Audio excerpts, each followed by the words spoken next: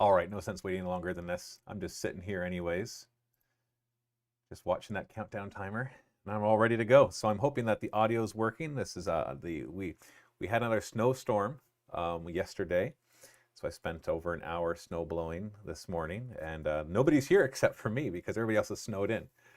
And so I just felt like, you know what, I was going to record a sit and talk, but I thought, why not just do it live, because that could be fun too, and that it still goes up just like we do on our weekly basis. I've got all sorts of prepared questions and everything else as well.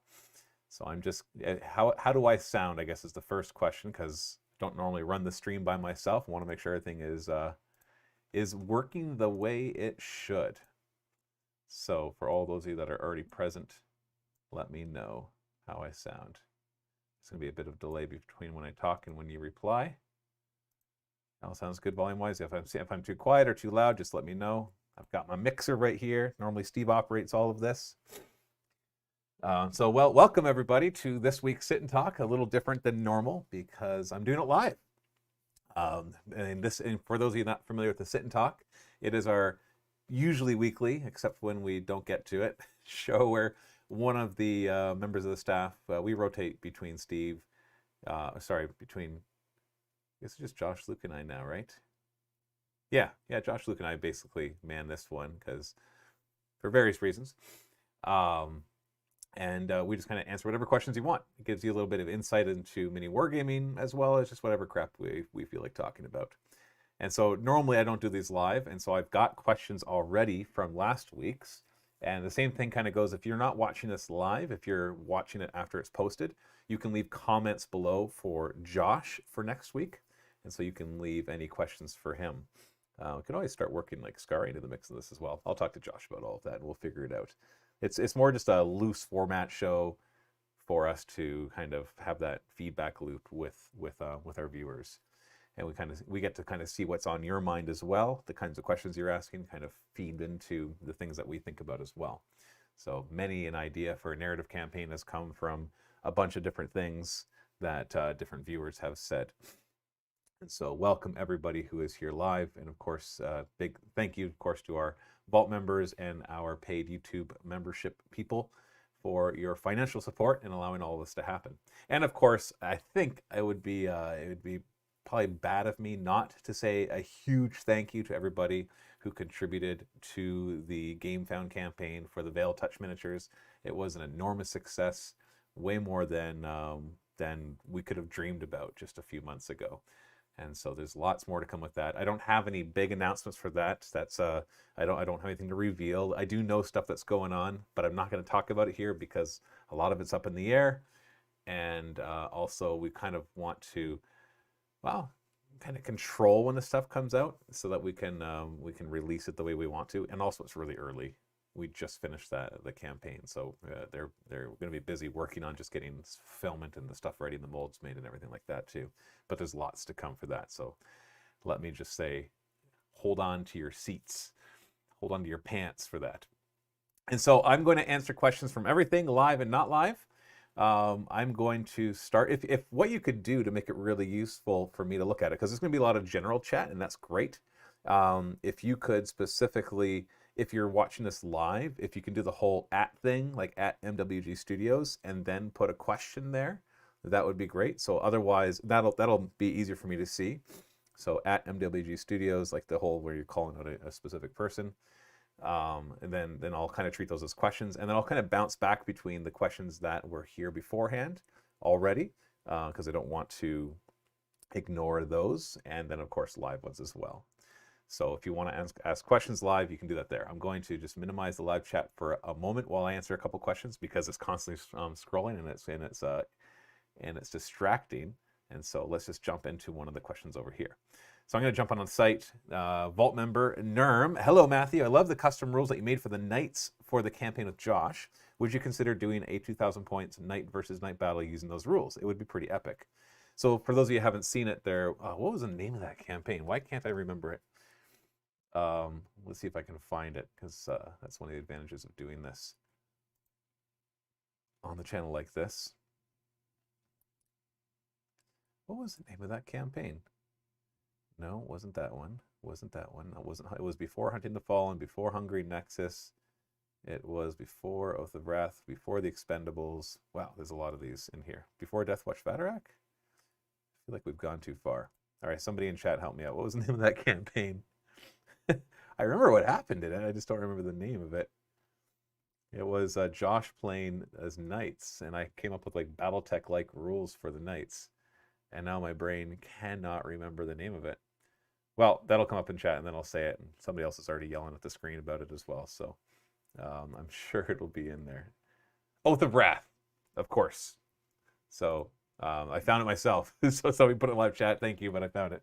Oath of Wrath was a narrative campaign where Josh he wanted to play an Imperial Knights narrative campaign, and I thought, I'm not sure how to make that work because Imperial Knights are so swingy that it's like they either die right away or they last forever. It's hard to make it interesting. And I thought, then that's mainly because in Warhammer 40k, rules for large things like knights or big flyers or something like that, they don't really fit into the game. I'm just going to say that.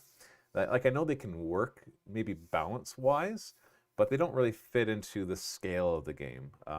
Like aircraft and super heavies.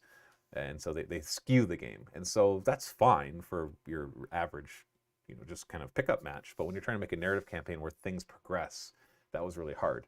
And so that's where I developed kind of a BattleTech-like rules. Like, instead of just being like, you have this many wounds and it goes all the way down to 0, it's more like there was actually locations that got hit. And those locations could be damaged and disabled, just like I said, it was based off of the ideas of BattleTech. It doesn't work exactly like BattleTech at all. And some ideas from Adeptus Titanicus as well in case of energy management. So you had to decide, am I going to put more energy in my weapons or into my shields or all that kind of stuff. And it was a lot of fun, and it actually really worked because it allowed me to do knight versus knights without it just being like, well, I got to swing first and did all of my 6 damage strikes, and so you're dead or disabled. And then it became more like you couldn't, it was really hard to one-shot a knight with a knight. And yet it was still scary to get hit first because you might really disable something, and that could impact the amount of energy you were generating, the power you're generating for everything you could do. So would I do a 2,000-point game using it? I think I don't think we recorded it, but I think Josh and I played one to play test the rules, and it worked nicely. I don't know if we'll do that, but it would be fun. But I just don't know, besides a few handful of people who've seen the campaign, who would really appreciate that. Because it's not like I want to go out there and be like, I want to fix Games Workshop's Titan rules. Like I wasn't trying to fix them. I was trying to make them work in a narrative campaign, which is different. Because I don't think those rules that I came up with necessarily would then skew well into regular 40k as well. Because like I said, I feel that the Knights and bigger are just the wrong scale for games like Warhammer 40k. But yeah, it is what it is. Dorn Jr. Hello, Matthew. I was introduced to your impressive daughter last Saturday on Steve's channel live stream. And if she has any reflection on you and your wife's parenting skills, you and anyone else involved in raising her are doing a great job. Well, thank you, Dorn. Yeah, she has quite the invigorating spirit. Miso, Matt, glad you are back. Sit and talks to the best. Hope you had a great Christmas and a New Year. I did, thank you. A few questions here. One, could you share some of the results of the What Games Should Miniwargaming Play survey? Any big surprises that came up? Yeah, sure. I think I've talked about that recently already. Let's see if I'm already logged in. Dang that, but I'm not. Okay, so I'll just have to, I've just looked at it recently, so I can actually tell you. So if we're looking at, there was 2 questions. The first was, which of the following games would you like us to cover? And you could check as many as you wanted. I regret allowing you to check as many as you wanted, because if I said like check 3, then all of a sudden you had to pick 3 that you'd want to actually be covered. Whereas if you just scroll down the list, you're like, yeah, sure. It kind of skewed the results a little bit. But there was still some interesting information that came out of it. First off, Star Wars Legion came out number 1. Like, not by a huge margin, but by a good margin. Up on the top, I don't remember the exact order. In the top 7, and I say the top 7 because that's when you all of a sudden saw it drop off a little bit. In the top 7, you had Necromunda, Kill Team, Star Wars Legion, Lord of the Rings, Blood Bowl, Bolt Action, and BattleTech, actually. And of course, there's no surprise that the Games Workshop games would float up there because the question was asked to our audience, and obviously our audience is mainly people who like Warhammer 40k and Age of Sigmar, so they're obviously Games Workshop fans. Whereas if I went to a like, I don't know where to find a totally unbiased audience. That's the thing with surveys. You always have to take into consideration where the survey was taken. Like if you walk into a certain political party's place, like, and when they're doing one of their rallies or whatever, and then you ask them what would you vote, and then you're like, well, according to this vote of 1,000 people, it looks like 99% are going to vote for that political party, so I guess they're going to win the election. It's like, well, obviously the results are biased, and so our results are biased too. But so seeing things like Star Wars Legion in there, and Bolt Action and BattleTech are very interesting. So we're starting to work on doing Star Wars Legion. I'm going to start working on covering more Lord of the Rings as well. And I really want to get into Necromunda, mainly because of the recent announcement of Ash Waste, which I am hoping is basically going to be a revival of Gorka Morka-ish kind of rules. Less zany, of course, because as much as it's fun to play those old games with their zany rules that have weird interactions, I also appreciate when Games Workshop tries to streamline them a little bit, and they've been doing a decent job with that with some of their newer games as well. Like, I'm not a huge fan of Kill Team and the way it works with all of its symbols and stuff, and then just the way it plays as well. So I'm hoping that it doesn't get that streamlined. But I do like where like Necromunda went and how fun that is. And so that's the game that it's going to be in. So we'll see where that is. All right, one more, then I'll jump on the live one for some questions, and then I'll come back. Smiling Kier, another Vault member. Hello, Matt. Hope you're having a great day. Since Steve really loves the new Tau Codex, especially the Crusade rules, can we have a Crusader narrative or Deathwatch campaign for the Tau? Yeah, absolutely.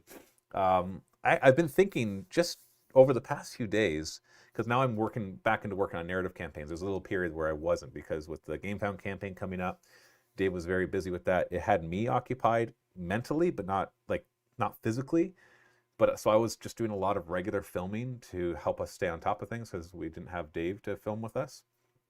And on top of that, it was hard to get my head straight, just not knowing how the campaign was going to do and being so excited for it. So now that it's done, I'm getting back into it. We're starting a couple new campaigns. So I'll say them here, because some people might ask the question and I'll just have already answered it. So I posted about one on Facebook and Instagram where it's one long Battlefleet Gothic game. We already have it set up. I was going to start filming today, but a combination of Dave wanting to get involved in the post-production and also now the snowstorm. We haven't started. We'll probably start next Friday. So essentially what it is it's one giant, I think it's about 5,000 points on each side of Battlefleet Gothic. But what we're going to do is the series of videos is going to be, so we play Battlefleet Gothic until there's a major boarding action or planet strike. So there's a planet and there's a moon that has a macro cannon, so basically a Death Star. And so basically Steve is playing the orcs invading this system.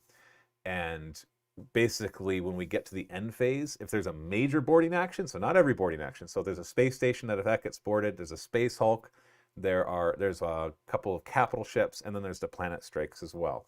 I'm going to GM the whole thing, so I will determine whether I want to auto-resolve the boarding actions or not. But the planet strikes for sure will be games of 40k. So sorry, let me get to the point there. So the major boarding actions and planet strikes will be played as games of Warhammer 40k rather than following the regular rules of Battlefleet Gothic. There was actually a supplement released back in the day for Battlefleet Gothic that had some rules about how to play regular games of Warhammer 40k and have them translate to the boarding actions. So essentially the series of videos, so the first video will be the Battlefleet Gothic until the first boarding action or planet strike, and then that'll be where the video ends.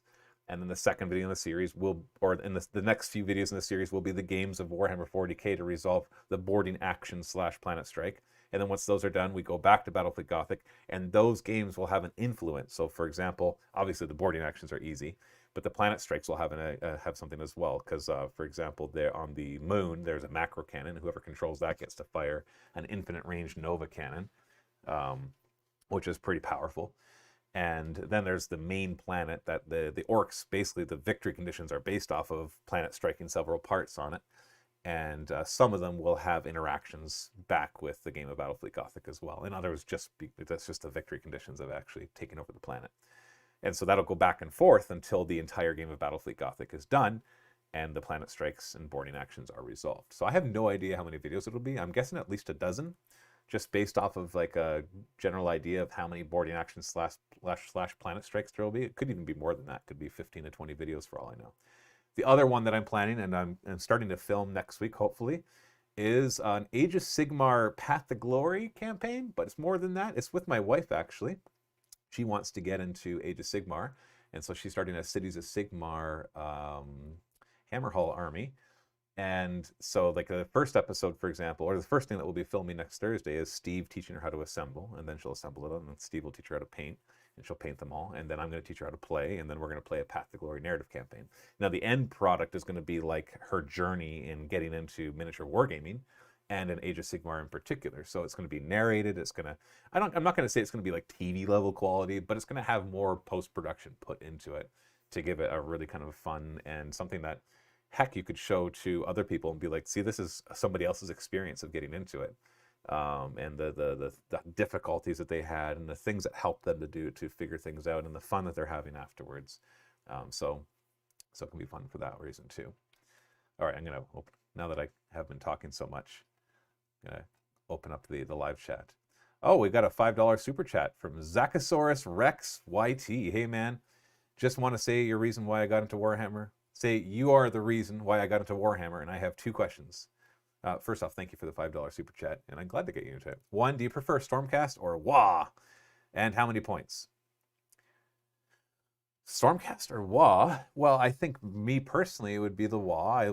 I'm a more destruction fan than order when it comes to Age of Sigmar armies. Having said that, I do like the Stormcast Eternals, but I do like the Auric War Clans a lot. And then I guess they would be the WA, because Gloomspike Gits would be the WA. How many points? I enjoy playing Age of Sigmar at 2,000 points. I think it works well at that points level. There's nothing stopping you from playing at 1,000 or 1,500 as well, or bigger if you want to. Just expect to take longer. 1,000-point games actually work just fine when you're playing it as well. So you can have fun at any of those levels. But we typically play at 2,000 points. Okay. Let's see. Let's grab some questions here. I'm sorry, I won't be answering every question, so I'm just going to kind of go through and grab some. Jeremy Claybrook, can you talk about how the Veil Touch campaign came about? Was it Dave's idea alone, or did you suggest and then Dave took the reins? I don't have all the details on that. From what I understand, Lazy Squire Games, who we've partnered with for this whole thing, approached us many years ago about doing this, but then approached us again recently. And Dave got interested. I don't know how exactly. He'd better explain the backstory, obviously. And essentially came up with the idea that he wanted to make Chaos-inspired models. And they've been working on this forever. And I knew about it, but to me, like, Dave does a lot of side projects. And so I'm like, yeah, cool side project. It wasn't until like a few months into it that they started showing me stuff that I'm like, holy crap, this is serious. And yeah, so that's really what it is. I haven't been hugely involved in this one. I will get more involved for the next one, but Dave will still be the main one kind of coordinating with Lazy Squire, because he loves to do all the nitty-gritty kind of stuff. Well, I do want to have some more direction what comes next, just because it looks exciting. So that's basically what I know. There's obviously going to be more to it than that. West game ended with the changes to the Necrons in the recent months. How viable do you think Illuminar Caesaris is? I'm sorry, I don't even know which changes you're referring to. I'm not huge into the meta, and I kind of glance at the balance updates, but I am more of a narrative player. When we play Warhammer 40k, I play open play. I don't play Grand Tournament because I just don't enjoy GT. I love open war or custom scenarios, and of course I love narrative play as well. So that's how I consume Warhammer 40k. Age of Sigmar, I play the main missions because I find that they find a good balance between, essentially planning. The thing I don't like about GT is that it feels like you have to plan out your whole game before you play. That you have to choose everything based on your secondaries and exactly how the game's going to go, rather than bringing kind of a thematic list and then reacting to how it works. Now, there's always going to be the issue of if you bring thematic and somebody else brings power gaming mode, that you're going to have a hard time against that. But that's where the discussion with your opponent is before that. But if you both bring thematic lists, one might be significantly better at doing GT-specific secondary objectives than yours.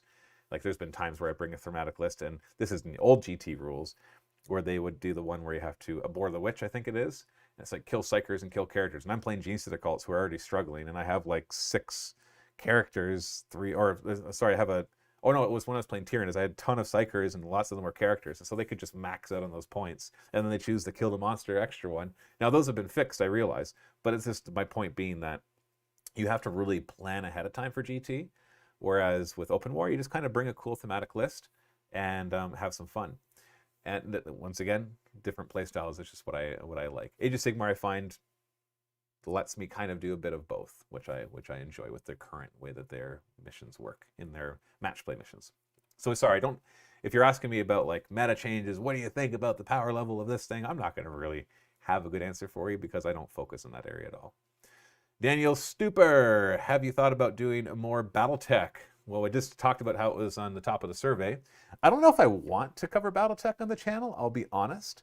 My only experience with BattleTech is classic BattleTech, not Alpha Strike. I haven't played Alpha Strike. Classic BattleTech is just not going to be fun or interesting to film.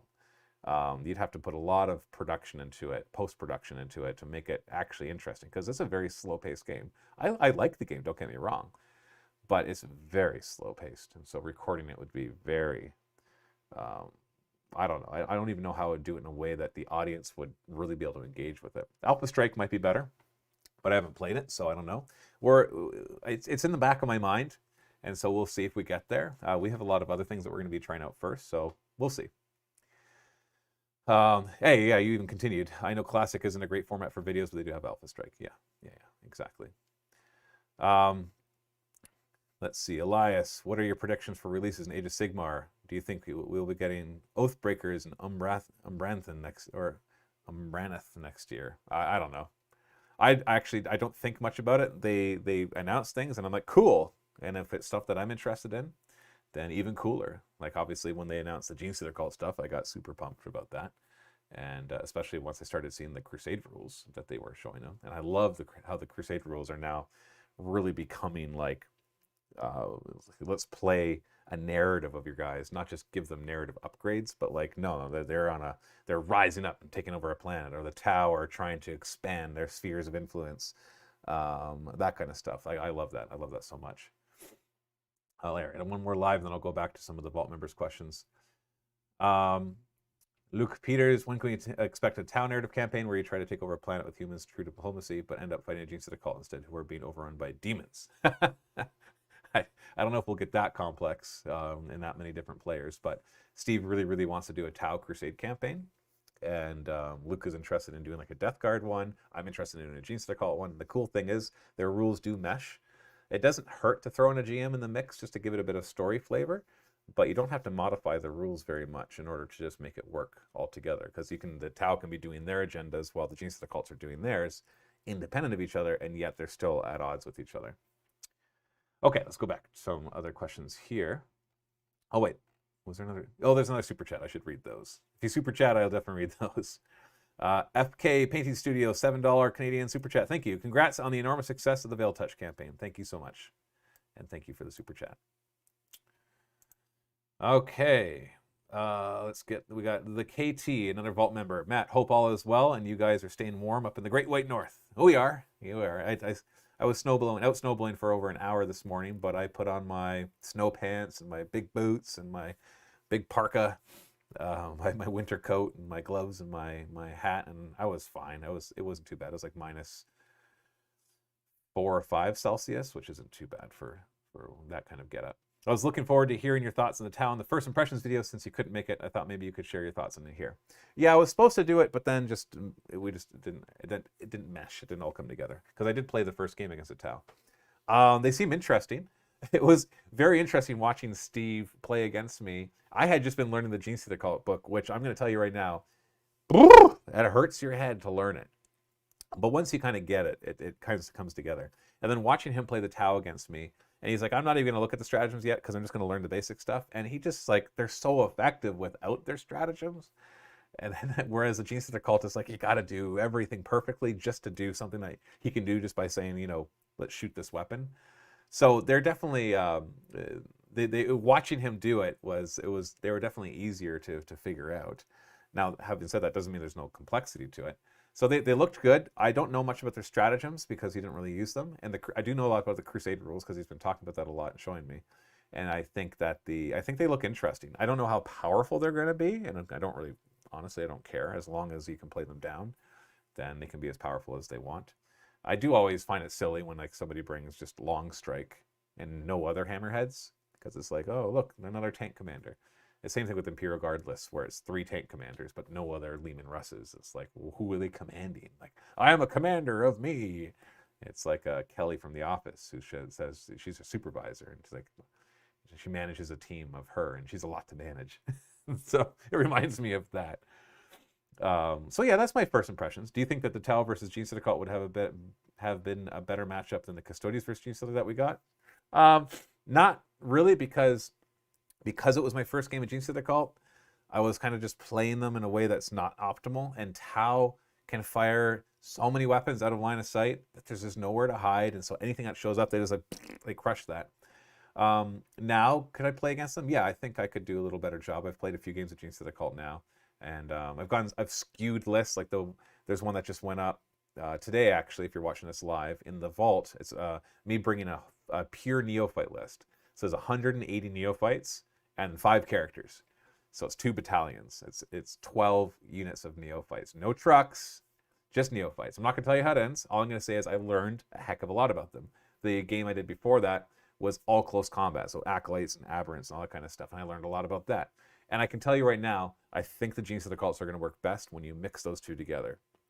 Because the neophytes are fantastic, but you need the bite of the close combat to kind of finish things off and to be able to grab and take and hold things as well. But I'm loving that, the stuff for the Genestealer Cults. But that's not what you asked me. You asked me about Tau, and I'm telling you about Genestealer Cults. But that's how it works.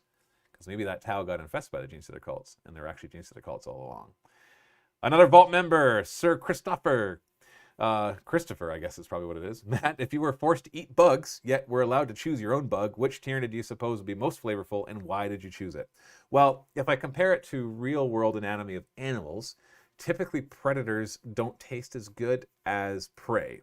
Typically, because they're more muscly, and you want something that's more fatty.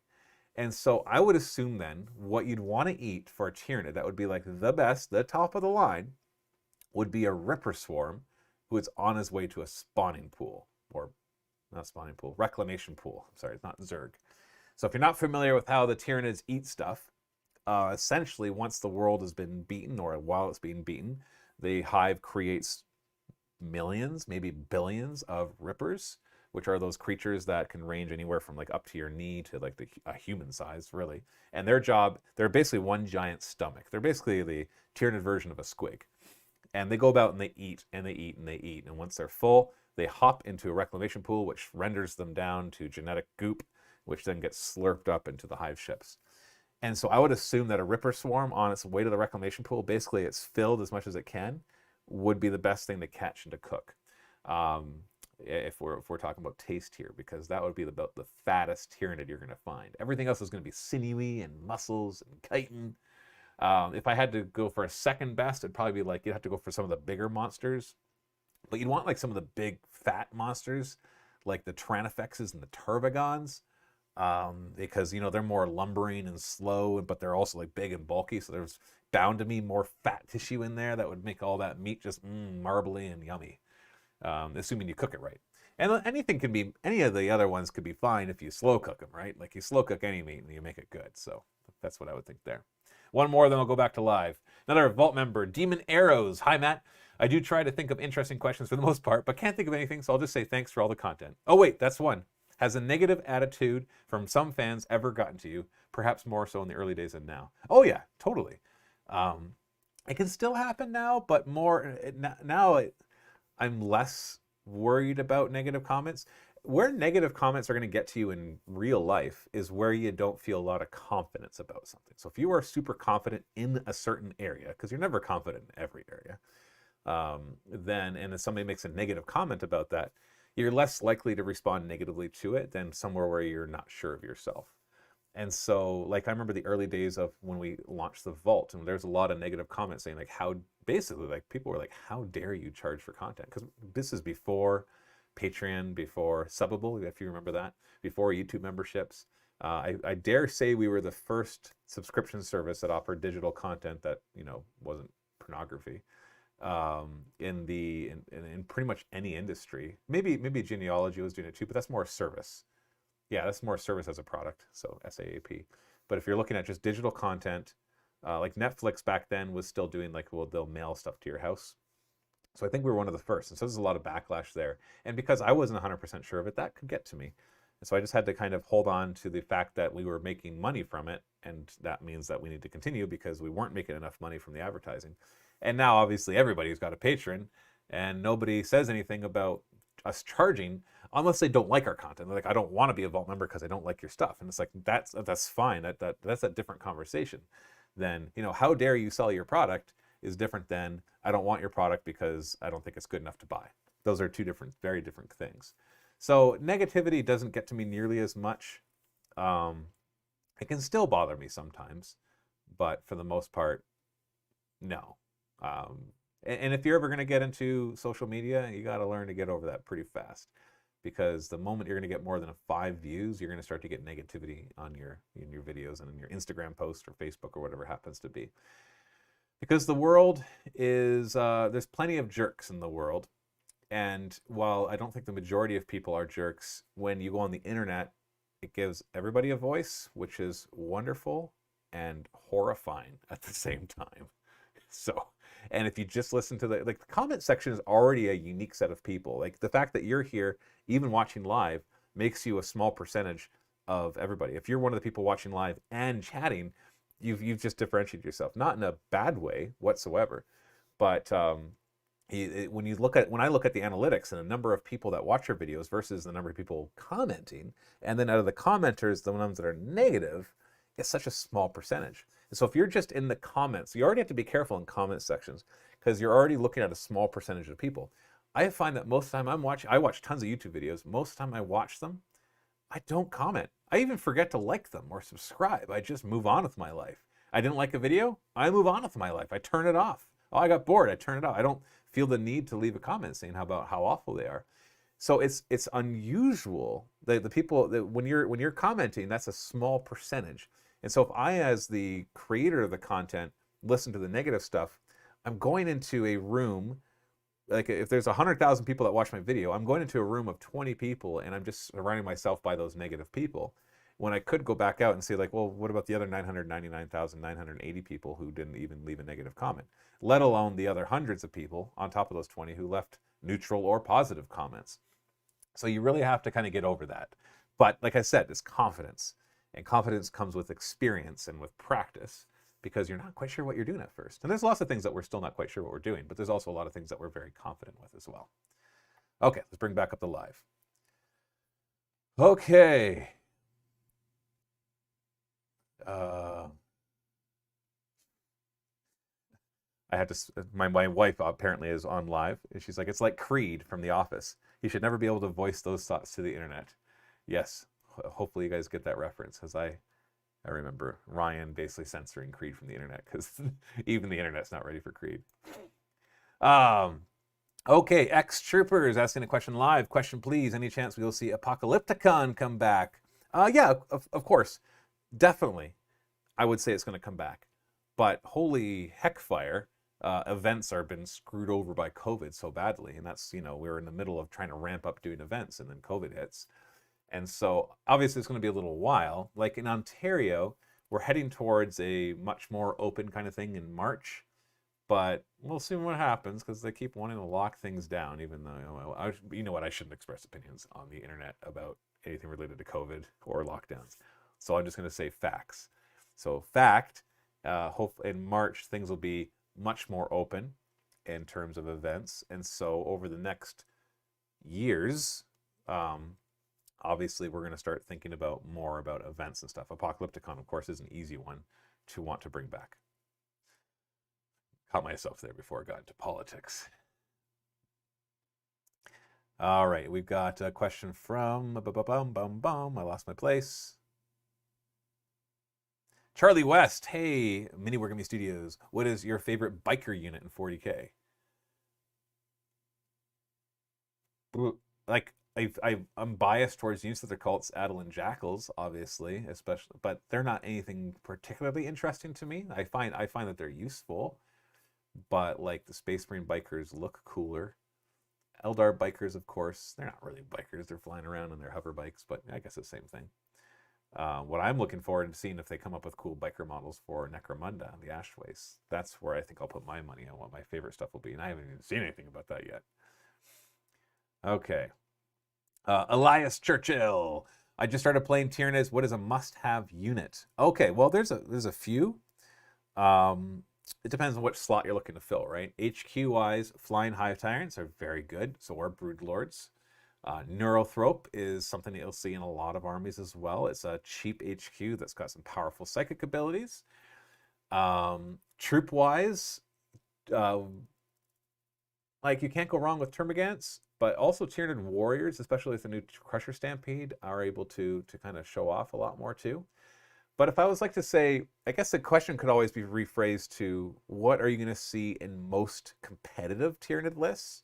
And once again, I'm not a meta person, but because I've played Tyranids for so long, I just can't help but soak this one up. I think the answer to that, even with their points increase, is the Hive Guard. They're just such a powerful unit. They can fire out a line of sight. They've got good strength, AP, and damage. And now with the new Synaptic Link stuff from Leviathan, combined with Leviathan stuff, combined with Crusher Stampede, you can make them reroll to hit. You can make them +1 to hit. You can make them rerolling damage if you wanted to instead. And for 2 command points, this is already in the book, you can have them fire a second time, because that's in the vanilla Tyranid Codex, that an infantry squad can fire a second time at the end of the shooting phase. And so you get a unit of 6 of them, you hide them behind some line of sight blocking terrain, and you make your opponents very sad. Just make sure you protect them, because they're not too hard to kill.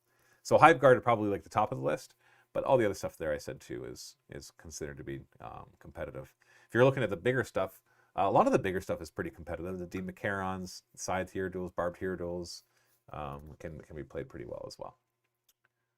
So that's talking competitively. If you're talking about flavor-wise, well, then it just comes to personal taste.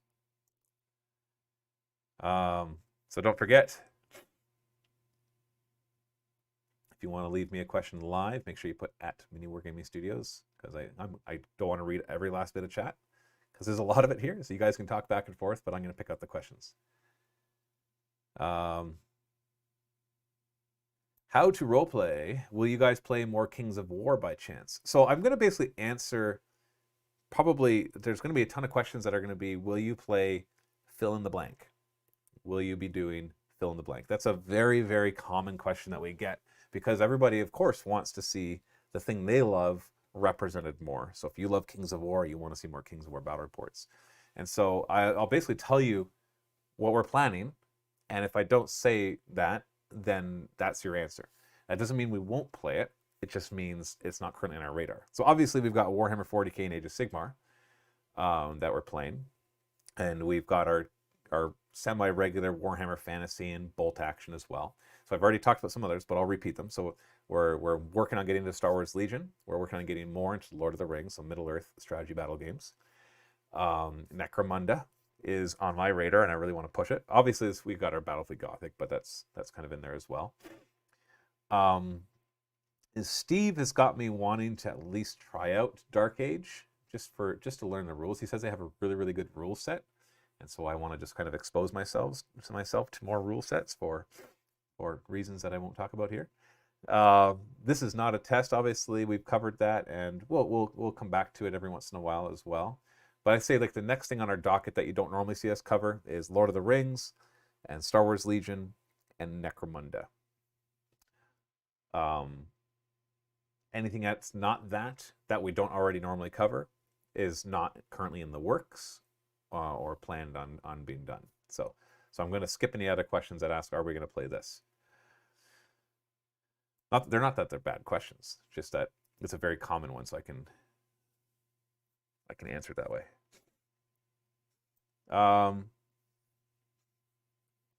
Glenn Seymour, hey Matt, good evening from Ireland. If you had to pick a Chaos Space Marine army or Demon army, which would they be? I've always been a big favorite, or Tzeentch has always been my big favorite.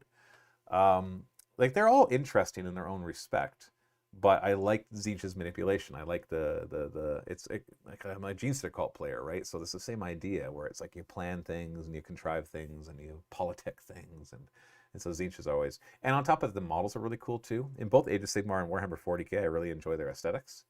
So like the Thousand Suns look really cool. I don't know if I'd care about playing Thousand Suns. Heck, I don't know if I'd care about playing Chaos at all in 40k.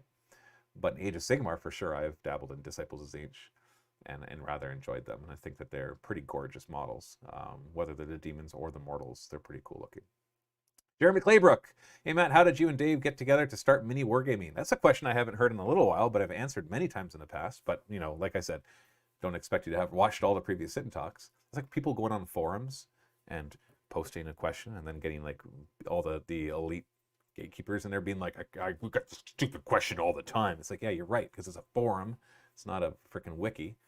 Anyways, so Dave and I grew up together. We're members of the same church, the Church of Jesus Christ of Latter-day Saints.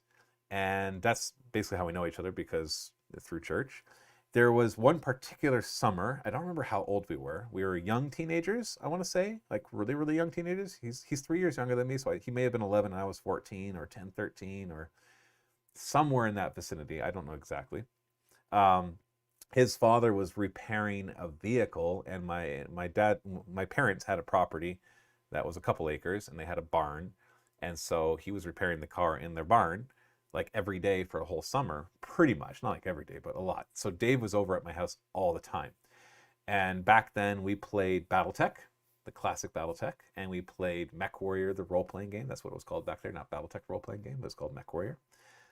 And we played, not Dungeons and Dragons, but there was a couple, there was one particular role-playing game we played. It's called Advanced Fighting Fantasy. It's actually created by the same people who started Games Workshop, Steve Jackson and Ian Livingston. If anybody here grew up with the Choose Your Own Adventure style books called Fighting Fantasy, there was Advanced Fighting Fantasy, which my grandmother, which I got for Christmas or my birthday accidentally because I saw it on the shelf. My grandmother took me to a bookstore and basically said, buy whatever you want. And I saw Advanced Fighting Fantasy and thinking it was just another Fighting Fantasy book. I took it home and read it, was confused by it, and eventually figured out what it was. I didn't know what a role-playing game was, and that got me into role-playing games. Like big time, huge. So I played a lot with Dave. Some of my other friends from church, my brothers, once they got old enough to kind of be able to do it, we played a lot. So basically that's how we really grew to be friends, and we played that a lot. And so as adults, I had started other businesses. I was a web developer at first, and then I got into marketing consulting online, so basically teaching people how to bring their businesses online or start new businesses online. And while I was doing that, Dave approached me, and he was doing a landscaping business, which was successful, but he hated it. And he was basically like, I don't want to do this. This business is going to kill me. I don't want my body to be broken by, the time I'm 40 years old. So, I just don't want to do landscaping anymore. So we got to do something together. And I was recently researching, because this is early days of the internet. So YouTube was like a year or two old, and e-commerce was new. Like eBay was getting older, but that was kind of its own thing, and Amazon was not the giant that it is today. Selling stuff online was interesting. And so I was like, well, there's two things I really want to kind of learn more about so I can then consult with my other clients about them. And that one is doing videos for marketing, so video marketing, because now that people are getting more broadband internet, that's how long ago this was, and also how not long ago this was. I want to, because videos become more of a thing. Because I had audio on some of my sales pages and other stuff like that, but video was still a new concept. And there wasn't a lot of places to host videos for free. And hosting on YouTube was as professional as having a Hotmail address for your business back then, which is not very professional. And today people don't care, but back then it's like, if I give you my miniwargaming@gmail.com address, you'd be like, oh, that's not really good. I'm like, no, it's support@miniwargaming.com, which just forwards to miniwargaming@gmail.com. Of course, they're just the same thing. Now people don't care; they understand. But back then they did. And so e-commerce, I wanted to basically sell something, and the two of us had recently gotten to Lord of the Rings because my wife and I discovered it when we were in a mall in Burlington, and little Spencer, got us into it. It got me into it in particular, but she was there when that happened. And I'm like, well, why don't you make videos about stuff, and I'll do the technical side, and we'll do an e-commerce store selling Warhammer stuff. And that's where it started. And then obviously it's shifted and pivoted a few times since then. Okay. Oh boy. The live chat just refreshed and it scrolled really far.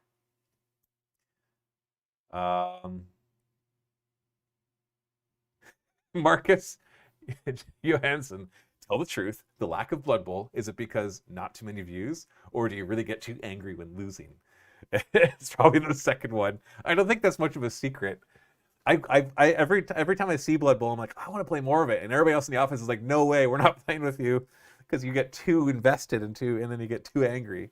That game just ticks me off. I don't know what it is. I love and hate that game, like equally, horribly. I think it's because it's so well done that I expect things to happen a certain way. It's like playing chess but randomizing. It's like I moved the pawn to kill your thing. 6+ you didn't. I'm like, what? But no, it should have just worked. Whereas when I'm playing 40k Age of Sigmar, you're rolling so many dice, you kind of just expect there to be that variance. But yeah. But Blood Bowl, we want to do more Blood Bowl, but we got to figure out how to do it without me, I guess, because they don't want to play with me anymore for Blood Bowl, you know. John Adam, any plans for a super campaign for 40k that involves Kill Team, BFG, and 40k games? Well, I talked at the beginning about the BFG one that we're mixing with the 40k, so that's what we're doing for that. I don't know if I'll ever do one that involves Kill Team, because after playing Kill Team, it just doesn't feel like it would really. I don't know. I just don't really like it, I guess, is what it comes down to. Daniel Paniagua? I don't know. Have you seen the Hive Tyrant, Swarmlord, and Exocrine datasheet leaks? I have not. And honestly, I don't even really care to. Not because I'm like, oh, they shouldn't have leaked those, which they shouldn't. Or maybe they did on purpose. I don't know. Because I'll be interested in when it comes out. Because until then, I can't do anything with it. And it'll just mess me up. And, you know, as I'm playing the games on my channel and stuff. And also then I can't, yeah, I can just talk about what is publicly known. Stephen Anderson, just to mention, your collection of Homestar Runner shirts is fantastic. Well, thank you. They are getting old though. Like this collar is just shot. I need new shirts. I was watching a video of myself from like 5 or 6 years ago, and I'm like, oh, I still wear that shirt. There's nothing wrong with that. The shirt doesn't have any holes in it, but once you wash them enough times, the collar just goes, and the sleeves get all loose, and the bottoms all flip up, and it's just, yeah, it's not any fun. All right, let's go back to some questions over here from my Vault members. I'm sure some of the people on the live chat are Vault members, but I can't tell who's a Vault member. So if you want to start your question with a Vault member here, that'd be great too. So next one is from the Uninvisible Man. This is the Visible Man, I guess. Hi, Matt. I wanted to ask you about 9th edition Heresy Project. Fan rules for playing 30k games using rules based on 9th edition. Okay, I don't know anything about this, so let's see what the question is. Recently, the good folks, who are far smarter than me at Battlescribe, have released data files to allow you to make lists using these rules. I would love to see Great Crusade games, Legions vs. Xenos, as well as Horus Heresy games, featuring these fan rules in Miniwargaming, as I personally prefer 8th or 9th edition rules to the 7th edition rules, which 30k game currently uses. Would you and or other producers be interested in running games using these rules? Regardless, thanks for all the content. You all do great work. So that kind of falls in the same vein as will you play this game, but I'll talk about this one specifically, because fan rules are not something that we'll normally touch on, because we want to appeal to as many people as possible. So for showcasing fan rules, it must be because we've experienced them and really love them. Like, for example, when they play Warhammer Fantasy, they often play Warhammer Armies Project, because Warhammer Fantasy hasn't been updated for many, many, many, many years, even though obviously they'll have the next Warhammer Fantasy out in the next who knows how many years. But there was a point back in the day when we were playing Kill Team, we'd use the Heralds of Ruin rules for Kill Team because they were so masterfully done, and it was a great way to play Kill Team. But yeah, we just typically stay away from that kind of stuff. It's the same thing with house rules. We try to stay away from house rules as much as possible, so that when people are watching, we don't have to re-explain ourselves that this is a house rule, you know, unless it's absolutely necessary to do. So yeah, so no plans for that. Don't think I'd be interested in really trying to push for that. Not that it wouldn't, I'm not trying to say that they're not good at it, or that the rules aren't good. It's just not something that we want to cover here. It's already hard enough to decide what to cover, but to go something as obscure as that is a tough choice for us, unless somebody here is like super passionate about it already. Another Vault member, Klingon Mage. Can Klingons be wizards? Is that like a dwarf wizard? Yeah, they could be wizards. Hi, Matt. As much as I like seeing your and other faces, have you ever considered converting the Sit and Talk into a podcast-like format? Has the Miniwargaming team ever considered a podcast? We've done podcasts in the past, and they just kind of fall off the radar of remembering to do them. So it's just a matter. It wouldn't be hard to convert this to an MP3 and put it in a podcast. So it's just got to be something that I think about enough to then turn to one of the video editors and be like, okay, here's how I want you to do it. So obviously it's not huge on our radar, but yeah. Personally, I would love a Miniwargaming podcast with content similar to the existing Sit and Talk, but maybe bi-weekly. Yeah, we'll see. Like podcasts in general, it's more like if we can convert existing content into podcast, we'll do it. are not super interested in that medium right now. Not that it's not good, but it's just not something that we're currently caring about. Desta, hey Matt, I feel like it's been a while since you've run a 40k narrative campaign. It has, I explained that earlier. I don't think I've heard anything about another one coming up soon, which I've already talked about. Given the new Tau Codex just came out and it's looking great, maybe time to do a Tau narrative campaign. Yes. Okay, so I've already kind of talked about this, so I'll skip the question. Yes, I agree. Let's do one from Pellinor, a Silver Vault member. Hey Matthew, hope you are keeping well. I am, thank you.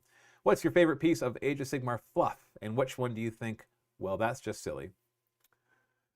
I love how the novel Soul Wars, so when second edition came out, second edition was Soul Wars, right?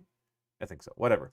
When the box set Soul Wars came out, they also came with a novel Soul Wars, which I'm gonna get wrong who wrote it. I want to say Josh Reynolds. Soul Wars novel was written by Josh Reynolds. Yeah, he's one of my top favorite Age of Sigmar writers, and I think some of his 40k stuff too, but I definitely read a lot of his Age of Sigmar stuff. And I love how they introduced the idea of what a soul was in the Age of Sigmar realms, because they basically treated it as currency, and that's why it's called Soul Wars, right? The gods cared about souls, which is why, like, Nagash gets, at first when Nagash is getting mad at Sigmar for not letting the souls pass to the realm of death, it's just like, yeah, okay, that's just because he's the god of death. But it goes so far beyond that. For example, we learned things, not just from Soul Wars, but from other things as well. But Soul Wars were really kind of cemented in my head, that the gods can take a soul and they could change it to basically be what they want. So Sigmar, for example, will take his hammer and put it on the anvil of apotheosis and hammer the soul until it becomes a Stormcast Eternal, which we view as the good guys, rightfully so, I think. But at the same time, that Stormcast Eternal really doesn't have much choice in its loyalties, because in Soul Wars, bit of a spoiler here, there's a Stormcast Eternal who's caught by Nagash, and basically Nagash just grabs it and is like, oh, this is interesting, as it's pulling the soul apart, and the soul is supposed to return back up, but he grabbed onto it, and basically reformats it into a Night Haunt. And then it becomes deathly loyal, pun intended, to Nagash, and even though it used to be a Stormcast Eternal. We see in other books, also by Josh Reynolds actually, Stormcast Eternals slowly get corrupted by Nurgle, and then also ones that have been redeemed. And it's like, you look at it, when they're Nurgle, they're just like, yeah, Nurgle's the best, because, you know, all you guys worry about your lives, and Nurgle says, don't worry about it. Misery is just part of life, so just enjoy the misery, kind of, or at least accept it, and you can find some peace in it. And you read some of the books, Plague Garden, I think, is the one, where it really lets you kind of feel and understand Nurgle a lot more, and then why things would follow Nurgle and be happy to follow Nurgle. And it's really interesting that way, because you see that, and it starts to make you wonder that these souls, like, once they're touched by these different gods, do they really have as much free will as they think that they have? These loyalties that they feel are really kind of cemented into them by these gods, and you've seen this in a lot of different places.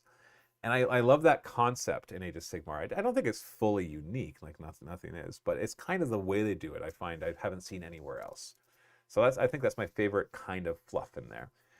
Putting that aside, favorite novel is, okay, I'm gonna say Gloomspite Gets, or Gloomspite, I think it's called, because it's the latest one I read. I haven't read one in a while, but I read that one and I just loved it so much. But there's a ton of them. A lot by Josh Reynolds, actually. Plague Garden, Soul Wars, obviously. The ones that make me say, well, that's just silly, I can't think of any, actually. I really like Age of Sigmar lore. I really like it a lot. Especially the more they develop it, the more I'm like, I like that. That's cool. That's really cool. All right, let's grab some live questions. I apologized. Is everybody just talking to my wife in chat now?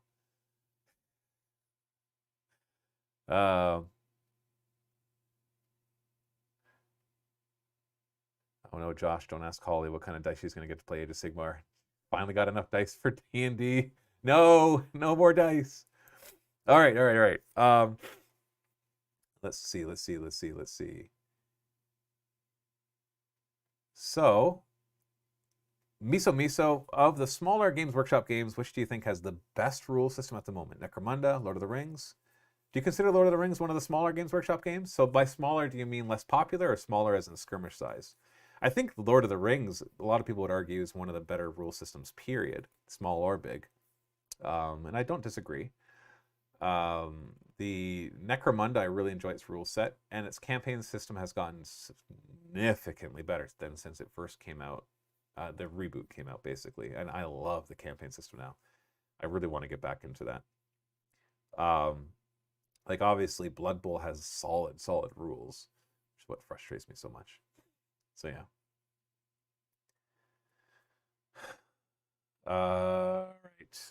Remember, if you want to ask a question, make sure you put at Miniwargaming Studios at the beginning, because I'm going to kind of skim through the live chat because there's so much of it. Ryan Walsh, is there anything you miss about the early days of Miniwargaming now that you guys are so well established? No. Honestly, like, for the first 6 years, we struggled. We still, like, have our struggles, but I mean, like, every day was me getting on the computer, logging into my bank account, and calculating how much money I could send over to the Visa so that the payment to Games Workshop for the orders that we got last week would be covered, but still leave enough in there so that, you know, we wouldn't run out of money for payroll. And I was doing it on a daily basis until we shut down the store and liquidated all our inventory and really pushed the vault. And people just, like, within a few months, we were in the black. You know, that was such a relief not to have to look at the bank account that often anymore. I don't miss that. I don't miss the lack of technology. I don't miss, you know, it's just nothing. There's nothing I miss. I really like where we're at. Yeah, I really like where we're at. So no, there's not anything I miss. Gary Hollingdale, can we see a Matthew-led quest for the Ring Bearer campaign for Middle Earth strategy battle game? I don't know. I haven't really looked at it yet. X-Trooper Sawdust Flock? No, I don't miss Sawdust Flock. Oh, you've been around for a while, haven't you? Back in the days when we made our own flock and thought we would sell it and become millionaires. I don't think we ever thought we'd become millionaires doing that, but, you know, thinking that maybe it was something we could do was so bad. Oh, so bad. Okay. Denther, Silver Vault member, asked, "Hi Matt, hope you and the family are well. I have just finished watching the series 1 of Heroes of Herrenberg, and I thought it was amazing." Well, thank you. I laughed so much, and it is now my favorite thing I have watched in Miniwargaming. So that's a Dungeons & Dragons homebrew campaign. Well, not homebrew. I think I used the Lost Laboratory of Coalition. That one? Is that the first one I did? Or, I don't know, whatever. I think you said the viewership wasn't that great. All of the role-playing things we haven't had great viewership. And that makes sense, though. When you look at that industry, it's saturated. And now the Warhammer industry, or miniature wargaming industry, is saturated now, too. But back then, the role-playing industry was already saturated. So trying to get into it at the same time wasn't really going to work. Would you consider doing more D&D? Maybe fundraise for Series 3 or something? See, I don't really care to, because I get to play Dungeons & Dragons every week at home. We play every Monday.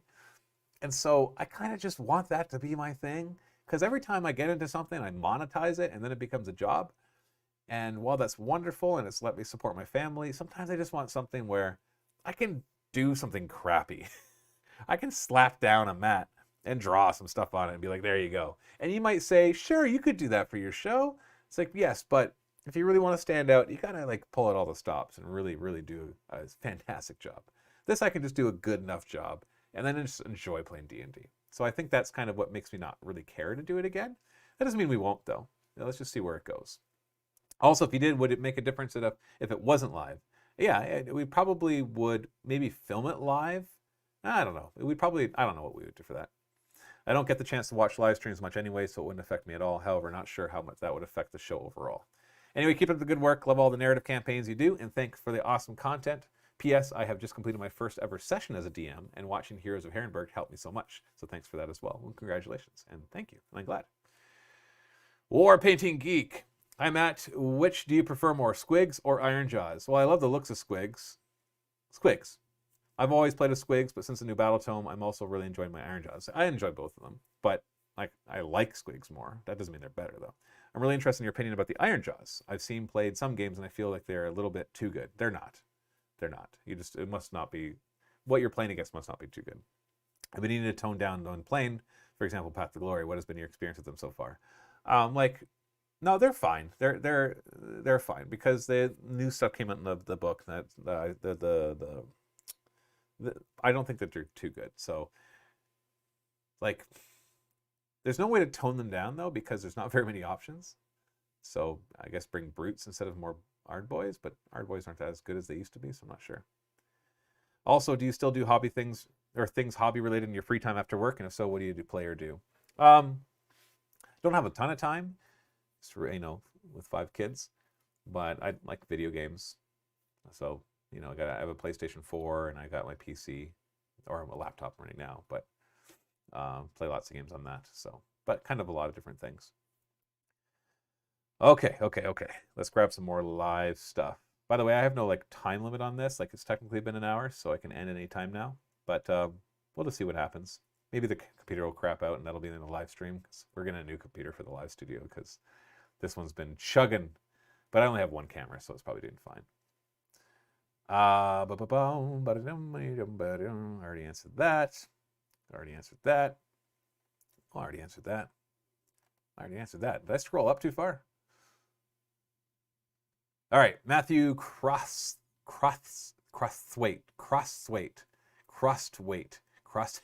I don't know how to say that. Hey Matt, I've been thinking of getting into the Age of Sigmar, and I'm really digging on the Nighthaunt models. What is your honest opinion of them as playable army? They're fine. They're not as powerful as they used to be, but you'll have fun. Every army is playable in Age of Sigmar if you learn them and just learn how to play them properly. So Nighthaunt are fine. They're not top tier. I'd say they're probably mid tier. But depending on your gaming group, if people aren't just a bunch of min-maxers, then you'll have fun with them. And they're cool models, especially if you paint them. I saw some paint schemes on the one White Dwarf where it was some of them looked like they were on fire. These guys are from the Realm of Fire. It makes me want to paint out have a 2,000 or 3,000 point Nighthaunt army that's all painted to look like they're fire rather than the etherealness they normally get. Devin Rain, would you guys be interested in playing other RPGs like Shadowrun or Star Wars? Well, I've already answered the question about whether we'll do role-playing games, but on a personal note, we are 3.5 years into an epic campaign that we've been doing. So we basically alternate weeks. Every other week we've been doing the same campaign basically for 3.5 years. I say same campaign, it started off as Tomb of Annihilation for 1.5 years, but then we had the story continue. I did other modules, and now they're all at level 17, and it's mostly homebrew because at that high level you can't find stuff that's not that's pre-made. I prefer pre-made. Just saves me a lot of time and effort. And so we're probably 6 to 8 months away from being done, that one, and we're starting to talk about what we're going to do next. And it could just be as simple as a reset and do another module, but I kind of want to explore some other role-playing games and the post-apocalyptic genre or sci-fi genre or other stuff. So we're trying to figure that out. So Shadowrun is an interesting looking one. I don't know if I want to do that one. Star Wars, no, not interested in playing the Star Wars universe. Just not. Like the Fallout one maybe, but we'll see. Axel Nagel, are you happy with how the Ravage Star campaign went? Oh yeah, obviously. 1.1 million is fantastic. So we're very happy with that. Umbra Mortis, love your stuff. Long-time Silver Vault member. Thank you very much. You planning on another Blue Collar Heresy campaign? I loved him back the first one. Still have the Blu-ray. That's right, we had the Blu-rays. I already answered that, but thank you so much for being a long-time Silver Vault member. And of course, I recognize your name. I've answered that kind of question. Oh, you put the question a second time. Don't need to spam your questions, people. I will scroll back up looking for that at Miniwargaming Studios. G well, so given your previous statements, probably shouldn't expect a Soulbound campaign anytime soon. LOL. I think I'd like to, but we need more manpower before we can start really considering that, because we have so many different things we're getting into. Like our live shows, for example, we want to expand on that and do more live. But there's so much I want to do, and so but there's only so much we can do. Colin Staub, yes, there will be more Tau stuff. Don't worry. Svempa Blast. I met as someone who has watched Age of Sigmar since first edition. I finally bit my teeth into buying some Ogres. And I have a question. As far as I can tell, Age of Sigmar is more competitive than 40k. Why? I don't know if that's a fair statement to make. I think it's just your circle of friends. That's really what I'd answer. Yeah, no, I'd say I'd just leave it at that. I don't necessarily think that's a true statement to make. Okay. Let's see. We've got other questions. I posted up on the YouTube community as well. Let's see if there's any new ones in there. Or heck, I'll refresh here just to see if there's any more posted. Oh, we got another one on the website from Candace. Hey, Matt, I'm sure you watched or heard about Wednesday's live with Scary and Luca. How happy were you not to be part of the army switching shenanigans? Very. I was watching because I was replying to a million emails from painters and stuff because I had posted about that. And I was organizing getting tons of miniatures out. And so I was also on there when it hit $1 million and they all broke the microphones. Yeah, so says puppy dog eyes, Luca. I can't believe I don't get to play my Spaceballs. And yeah, I wouldn't want it to be like that in there. That would have broken my brain. So yeah, I was happy to be off screen for that one. Okay, a couple more questions. My throat's starting to get a little sore from talking constantly for over an hour. Let's see. Let me pick out something that looks interesting.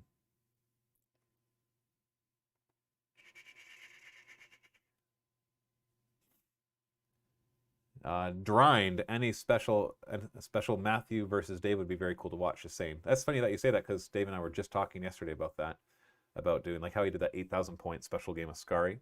We're talking about doing something maybe not size wise, but more like production wise. He wants to do something like that with Chaos versus Tyranids. So I don't know when that'll happen, but it's on his radar and he wants to do it, and I'm all for it. Warlander TV, what lessons did you learn from Dark Potential that helped Ravage Star become such a success? Well, they did most of the stuff on their own without the knowledge that I had gained, but there was one thing in particular that I can think of, and that is that they were considering writing rules before this campaign. And I was like, just don't. Just make it about the miniatures. And we'll worry about rules later on, because there's enough that we're going to be getting into. When I did Dark Potential, so Dark Potential, for those of you who don't know, I ran an Indiegogo campaign, because back then Canadians couldn't use Kickstarter. And it basically is the same idea as a Kickstarter. And I wanted to just make a handful of miniatures, just to kind of dabble in it. I wanted to make 5 or 6 miniatures. I think that's how many. It was either 5 or 6. And I had a $10,000 goal, which seemed very lofty. And we crushed it. We hit the $10,000 super fast. And it was for post-apocalyptic miniatures. Wasn't going to make a game, just making a few interesting miniatures. Wanted to work with a few artists and make some miniatures. We hit the $10,000 goal like within an hour or two. I ended up doing $90,000 on it. But throughout it, I started making these stretch goals. I got too excited. I'm like, oh, we'll add some more factions. We'll make box sets. I'll make rules. We'll make backstory. And that really kind of is probably what really killed it, was trying to do too much too quickly. So that $90,000 that I raised, which I thought was a lot of money, I spent all of it and more to produce the miniatures and all that stuff. I should have just stuck with the original plan to make a handful of miniatures, maybe expanded on how many miniatures I was going to do, because why not? Because I got more money for it. But yeah, it just became too much. So when they started talking about maybe we should do rules, I spoke up, and I don't know exactly if that's what made them decide not to, but I can say that I was like, no, just don't make rules yet. I know everybody's going to want them, but let's just do one thing at a time. Let's just start by getting into this. Like Lazy Squire Games has made miniatures before, like for more than once before. So it's not like they're not used to that part, but we are new at this whole process, and I didn't want everything to kind of get out of hand for that. So that's probably the main thing I would say I learned from that. Okay, here we are. Professor Jekyll, on the topic of Age of Sigmar, would Karajan Overlords make a good starting army? They look awesome, so I guess yes. Sure. Age of Sigmar, I don't think there's any army that wouldn't work well as a starting army. They're all pretty straightforward to learn. 40K, there are certain armies that are a little more complex than others. Like Genestealer Cults, I think, is probably one of the more complex ones. Just trying to wrap your head around all the different things. But Age of Sigmar, you're not going to find that as much. Samuel B., who are your favorite guests and why is it the boys from Cleveland? Because it is, Sam. Because it is. Because the boys from Cleveland, the Cleveland boys are the best. Yeah, Josh, you all need to do another Silver Tower.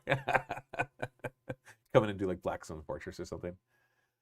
Battleborn Gaming. Hi, Matt. I noticed you guys are looking for painters. Would you ever consider international commission painters? Yes, of course, but right now, first we just wanted the local painters, because I wanted to be able to be like, here's some stuff, come pick it up if you can. It had to be people that could come in and pick it up. But our needs keep increasing, and now the number of people locally, at least those who know that they can paint for us, and I keep advertising it, it's just not been sufficient to keep up. Because like, painting commission studios are often one person, and it's often as a side job, right? And so all of a sudden they'll get busier and they won't be doing any painting, or something bad happens, like a family member dies, or they get sick, or whatever. And so this time I was willing to expand it to people I have to ship to, but I'm like, but I don't want to, because of COVID and stuff, I don't want to deal with international shipping. So right now I'm just keeping it within Canada. And I'll tell you, I've got enough. I've got so many replies to that I'm good to go for now. I apologize. I know there's hundreds of other painting commission studios out there I could get access to if I went outside of Canada, but I don't need to right now. So not right now.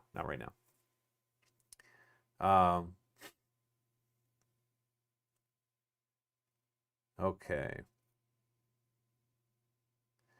Emilio Lopez, do you think Veil Touch will ever come back in any way? I'm so sad I missed the boat. I really wanted to get a box. Oh yeah, totally. They've already talked about the fact that there will be a pledge manager opening up in April that'll let you buy the stuff. You just won't get those free miniatures that you could get during the campaign unless you buy them. So if you went through the campaign, you got extra free stuff. And then the pledge manager, which they're hoping to launch in April, will let you buy everything that was available during the campaign. It's just you don't get anything for free. You'll have to pay for anything you want. And yes, Eons of Battle, there are many plans for more models for that. I'll just leave it at that. Like Dave did announce at the end of the campaign that they're planning on doing the next one, which I don't remember the name of the thing, but they look like alien bugs. Let's just put it that way. He showed a picture of one, so that's in the works. So, figure that one out.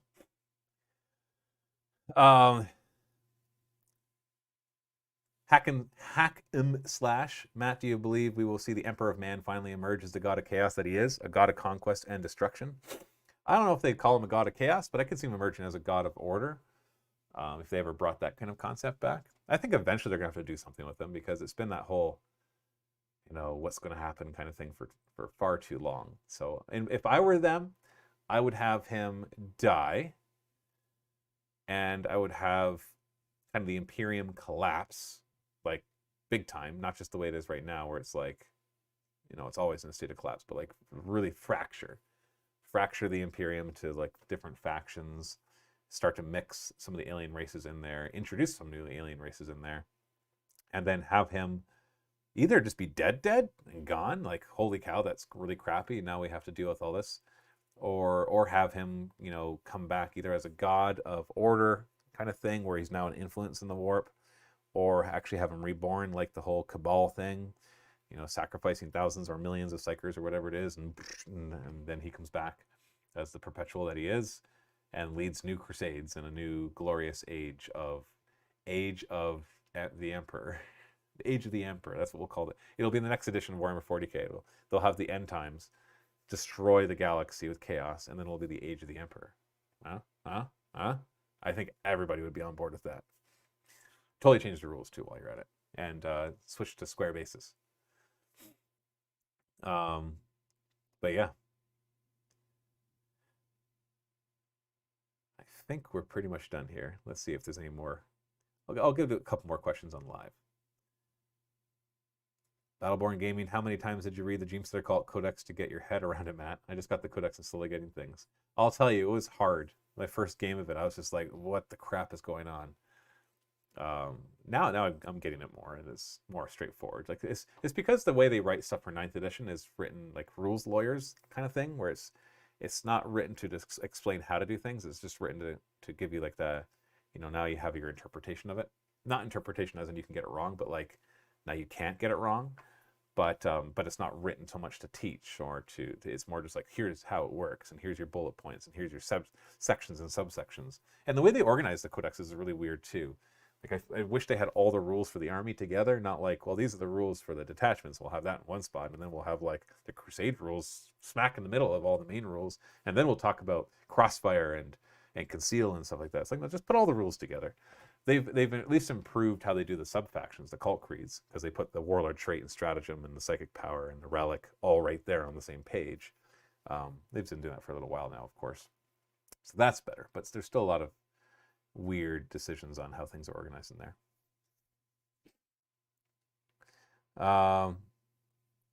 Ruckus Muckus, alternating activations. What's your thought on the game mechanic? Depends on the game. It's fine. I don't think it's better than You Go, I Go. I think every game has to decide what they're trying to accomplish. Alternate activations in large scale games, I don't really like. Unless you're talking like Apocalypse, where all of a sudden you're alternate activation like huge detachments, not individual units. They can get hard to remember who's activated and didn't without a million tokens on the table. And yeah, that's what I think about it. So yeah. Sebastian Bakai saw the battle report you did with 180 neophytes. Fun to watch, but what's the next theme you want to try for a game? I think the next games I play Genestealer Cult are going to try for actual lists that work, whereas those ones were more me trying to learn the different aspects and just focus on different things. So the next ones will be a more kind of a more balanced list of shooting and close combat. So yeah.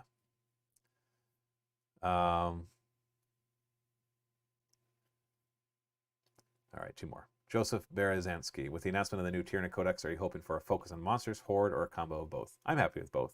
I don't want there to just be one or the other. Like, I hope they wrap in the Crusher Stampede rules so that they're a little wonky the way they are. I don't mean wonky as in complicated. They're pretty straightforward. But it just seems too gimmicky, too good.